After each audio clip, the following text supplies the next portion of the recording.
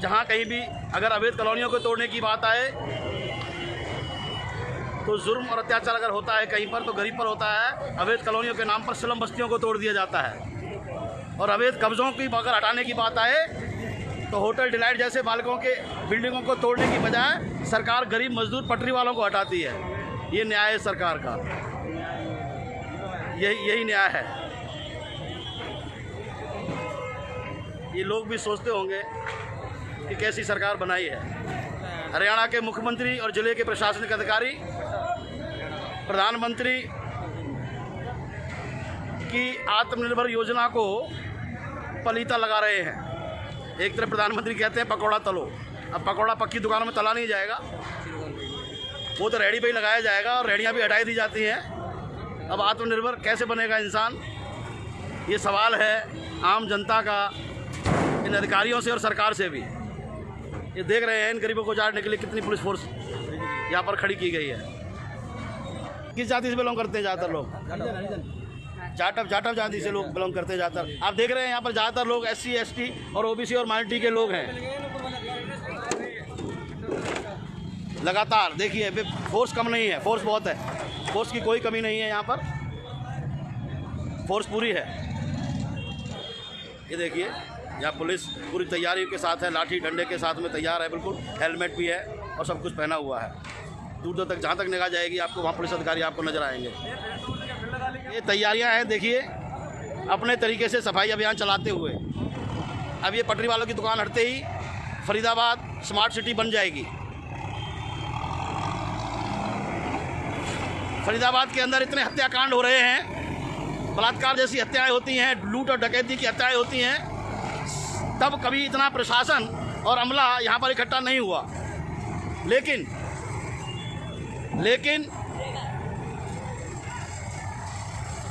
इन गरीबों को हटाने के लिए पूरा प्रशासन और पूरा अमला तैयार है।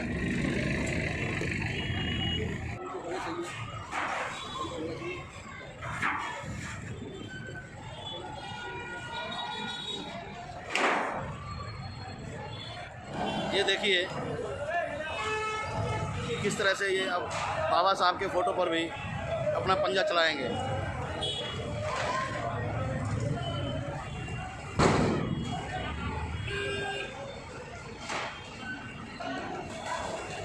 शायद इन लोगों ने कुछ समय के लिए समय मांग लिया है, इसलिए पंजा रोक दिया गया है।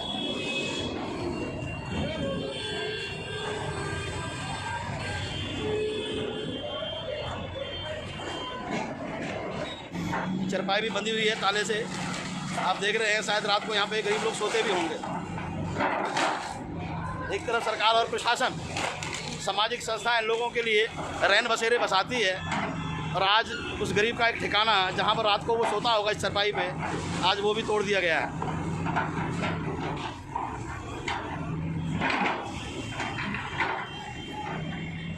रखा गया है। और ये देखिए कम से कम अधिकारियों को ये बनता था इस राष्ट्रध्वज को ये लोग उतरवा देते। अभी एक कोई दुकानदार बेचारा आया है और राष्ट्रध्वज को उतार के लेके गया है। गाड़ी का अभाव नहीं कर रहे, किसी को लूट नहीं रहे, अपना व्यापार कर रहे हैं छोटा सा बच्चों को पालने के लिए।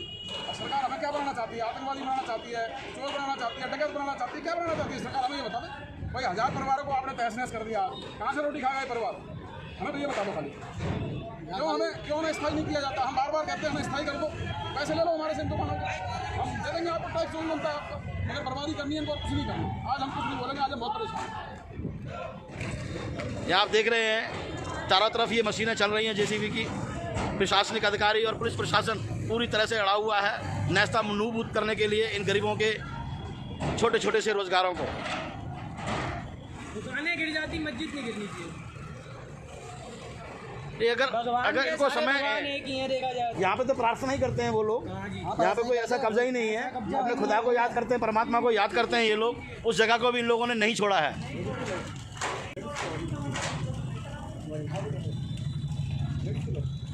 यहाँ पे लोग जो बाहर से मुसाफिर आते हैं वो रात को ठहर भी जाते हैं क्या? वो ठहर जाते हैं, यानी कि एक रहन बसेरे का काम भी यहाँ पर होता है। सिर्फ ऐसा ही नहीं है कि सिर्फ यहाँ पे नमाज अदा की जाती है। किसी भी समाज का व्यक्ति रात को जो दुखी है, पीड़ित है, उसे रात को ठहरने को जगह नहीं है, वो रात को यहाँ पे रुक कर और अपना विश्राम कर सकता है। तो उन्हें यहाँ पे खाने पीने का प्रबंध भी किया जाता है कि अगर कोई रहने बसेरे में रहता है तो उन्हें खाना पीना भी दिया जाता है, फ्री ऑफ कॉस्ट दिया जाता है, सेवा के भाव से। ऐसे लोगों की भी नहीं सुनी गई है जो लोग सेवा भाव से यहाँ पे सरकार से बिना कोई मदद लिए और आने जाने वाले मुसाफिरों की मदद करते हैं। रात को ठहरने का पूरा प्रबंध होता है यहाँ पर। लोग अपने खुदा को, अपने परमात्मा को याद करते हैं। अब देखिए जहाँ मैं खड़ा हुआ हूँ, ये वो स्थान है जहाँ पानी की टंकी लगी है, जहाँ वज़ू करते हैं लोग नमाज अदा करने से पहले। ये नमाज अदा करने से पहले वज़ू किया जाता है यहाँ पर। हालांकि जो आदेश है वो पुल के नीचे का है, लेकिन ये दाएं बाएं भी जो दुकानदार हैं उनको ही परेशान किया जा रहा है। और ये दुकानें जो हैं प्लॉट के अंदर आती हैं, ये अवैध कब्जा नहीं है। अगर ऐसे ही अवैध कब्जे की बात है तो होटल डिलाइट ने पूरा ग्रीन बेल्ट कब्जा की हुई है और ये बात कर रहे हैं कि भाई ये बल्लभगढ़ का एरिया लगता है और ये खाली कराया जाएगा। मैं आपको बता दूं कि ये प्लॉट का एरिया है और इस प्लॉट के एरिया को भी खाली कराया जा रहा है। इसी तरह का कब्जा, इससे भी जबरदस्त कब्जा, ये तो बांस और बल्लियों का तिरपाल का कब्जा है। होटल डिलाइट ने पूरा ग्रीन बेल्ट कब्जा की हुई है, वो किसी को दिखाई नहीं देती है। इनका अत्याचार अगर चलता है, बिल्डोजर कहीं चलता है तो गरीब के आशियाने पर, उनकी रोजी रोटी पर ही चलता है। जो दुकानें पुल के नीचे नहीं है और जो प्लॉट के अंदर हैं, जिसका दुकानदार किराया देते हैं प्लॉट मालिकों को, उन दुकानों के आगे की जगह भी खाली कराई गई है, क्योंकि ये गरीब का भोजनालय है यहाँ पर। वो यहाँ पर रोजी रोटी कमा रहा है अपनी, लेकिन इनको होटल डिलाइट का कब्जा दिखाई नहीं दे रहा है कि होटल डिलाइट ने भी पूर्ण रूप से कब्जा किया हुआ है। सामने ऑटो मार्केट में भी पूरा अवैध कब्जा है। जो 10-10 गज की दुकानें कभी सरकार ने खोके पटरी वालों को दी थी, वो आज 100-100 गज की दुकानें बन चुकी हैं। अभी पीछे मैंने देखा था आपको कि जो नमाज अदा करने वाले लोग हैं, उस आशियाने को भी इन लोगों ने तो तहस-नहस कर दिया। उसी के दूसरी तरफ यहाँ पर एक मंदिर भी बना हुआ है, वो भी पुल के नीचे है। चाबी ये आप देख रहे हैं, मैंने पीछे बताया भी था कि नमाज अदा करने की जगह थी, उसे बिल्कुल तहस-नहस कर दिया गया था। और अभी ये पुल के नीचे है, ये भी एक मंदिर है। यहाँ भी अपने खुदा को, परमात्मा को लोग याद करते होंगे। और ये पूर्ण रूप से बहुत अच्छा कब्जा, बहुत सुंदर मंदिर बनाया हुआ है। अब देखना है कि प्रशासनिक अधिकारियों को ये सब नज़र आता है कि नहीं आता है। ये मैं आपको दिखाना चाहूँगा, फैज़ाबाद नगर निगम को ये नाला नज़र नहीं आता है, जहाँ पूरे शहर का पानी इस नाले के द्वारा और शहर से बाहर निकाला जाता है। ये सीधा मुजेसर नाले से जा करके गौसी ड्रेन में जाके मिलता है। और ये देखिए यहाँ गंदगी का आलम, सफाई के नाम पे यहाँ पे ठेके दिए जाते हैं और उस पैसे को डकार लिया जाता है। ये नगर निगम प्रशासनिक अधिकारियों को नज़र नहीं आता है। और बरसात के दिनों में पूरा शहर जो पानी से लबालब रहता है, उसके पीछे सबसे बड़ा कारण है इस तरह के नाले, जिनकी सफाइयाँ कभी नहीं होती है। अगर सफाई करते हैं तो ये लोग गरीब मजदूरों के घरों की सफाई करेंगे, उन्हें उजाड़ेंगे या उनकी दुकानों को, रोजी रोजगार को ख़त्म करने की साजिश रचते हैं ये लोग। देख रहे हैं, जहाँ तक भी आप देखेंगे ये नाला है। ये कहीं से आपको नाला नज़र नहीं आएगा, लेकिन एक्चुअल में ये नाला है जो नीलम पुल के साथ से चलता हुआ आता है, रेलवे लाइन के किनारे किनारे। और इन्हीं के साथ में बनी हुई कॉलोनियों को तोड़ने की बात, जो रेलवे की बताई जाती है जगह, उसे तोड़ने की बात की जाती है। और क्या ये दुकानें वापस नहीं लगेंगी? अगर नहीं लगेंगी तो ये 500 परिवार अपना परिवार कैसे पालेंगे, क्या कमाई करेंगे, क्या काम करेंगे? ये अभी किसी के पास कोई जवाब नहीं है। अभी थोड़ी देर पहले मैंने दिखाया कि यहाँ आंखें खोल के और बंद करके, जहाँ कहीं किसी को बचाना होता है तो एक आंख से उसको देखते हैं और दूसरी आंख उनके लिए है जिनसे लोग नफ़रत करते हैं। ये सरकार नफ़रत करती है, ये प्रशासन के अधिकारी जो बड़े बड़े पदों पर बैठे हैं वो नफ़रत करते हैं। ये सोचना गरीबों को भी होगा कि जिन सरकारों को वो अपने वोट के तहत, कीमती वोट के तहत चुनकर उन्हें सत्ता में भेजती हैं, और वो सत्ता पाने के बाद किस तरह से जुर्म और अत्याचार लोगों पर करते हैं। जी, क्या नाम है आपका? मीनू सिंह नाम है सर। अच्छा, आपका यहाँ पे दुकान थी? हमारी दुकान किस चीज़? पराठे की दुकान। पराठे की दुकान थी। रोटियाँ बेच करके परिवार के लिए रोटी कमा रहे थे। 4 बच्चे हैं हमारे। 4 बच्चे। आप साइड हो जाएंगे थोड़ा सा, बाकी लोग जो भीड़ ना लगाए वो आपको यहाँ से भगाएंगे फिर। तो कितने साल से आप कर रहे हैं यहाँ पे? हमें यहाँ 6-7 साल हो गए। 6-7 साल हो गए। हाँ। आप रहते कहाँ पर हैं? हम एसी नगर में रहते हैं। एसी नगर, वहाँ भी स्लम बस्तियों में रहते हैं। आप देख रहे हैं ये स्लम बस्तियों में आपके साथ कौन है? आपके हस्बैंड होते हैं? हस्बैंड है। दोनों हस्बैंड वाइफ यहाँ पर पराठे बेचते हैं। और गरीब लोग, जो मजदूर लोग हैं, जो यहाँ पे मजदूरी करते हैं, वो लोग यहाँ पर अपना पेट भर के खाना खाते हैं और ये रोटी बेच करके अपने परिवार के लिए रोटी कमाती हैं। आज इनके सपने को तोड़ दिया है। अब मैं प्रशासन और सरकार से कहना चाहूँगा कि जो आत्मनिर्भर भारत का जो नारा मोदी जी ने दिया था, आप उसे किस तरह से पूरा होने देंगे? एक व्यक्ति सड़क पर बैठकर अपने परिवार का भरण पोषण करने के लिए छोटे मोटे काम करता है। कोई जूते की सिलाई कर रहा है, कोई घड़ी बेच रहा है, कोई पुराना कपड़ा बेच रहा है, कोई रोटी बेच रहा है। आप उनको उनको इस तरह से बेरोजगार कर रहे हैं और ऊपर से कहते हैं कि आत्मनिर्भर भारत बनाएंगे। किस तरह से आत्मनिर्भर भारत बनेगा? आप ये देख रहे हैं कि ये सही काम किया है क्या सरकार ने? भारत उजाड़ दिया, बना कैसे दिया? पहले लॉकडाउन में मार दिया, अब ये मार देंगे। क्या कमाएंगे, क्या खाएंगे? हमारे छोटे छोटे बच्चे हैं, या मजदूर मरेगा, वो अलग हट जाओ। मजदूर मर रहा है और कौन मर रहा है यहाँ पे? छोटे छोटे हमारे सबके बच्चे कहाँ जाएंगे? हम किसको पालेंगे, किसको कैसे पालेंगे? कितने बच्चे हैं आपके? हमारे 4 बच्चे हैं। 4 बच्चे हैं। कितने बड़े बड़े बच्चे हैं आपके? एक छोटा 1.5-2 साल का बच्चा है हमारे पास। हम कहाँ जाएंगे बताइए? 4 बच्चे हैं, 2 मियाँ बीवी हैं, झुग्गियों में रहते हैं, परिवार को कैसे पालेंगे? अब इनका क्या कहना है कि शाम की रोटी, क्योंकि ये वो लोग हैं जो रोज कुआं खोदते हैं, रोज पानी पीते हैं अपने परिवार का। अगर ये आज इनको ये रोटी नहीं बेच पाई तो इनके घर में बच्चों को रोटी नहीं मिलेगी। इसका जवाब कौन देगा? कौन सा सरकार देगी? कौन सा प्रशासनिक अधिकारी देगा? ये समझ में नहीं आता है। और आप देख रहे हैं, आप मुख्यमंत्री जी से कुछ कहना चाहेंगे? हाँ, चोर है, प्रधानमंत्री चोर है, खुद चोर है, गरीबों को तो जीने नहीं देते। दुखी परिवार है, हमारे सबका पेट नहीं भरेगा तो कहाँ जाएंगे हम सब?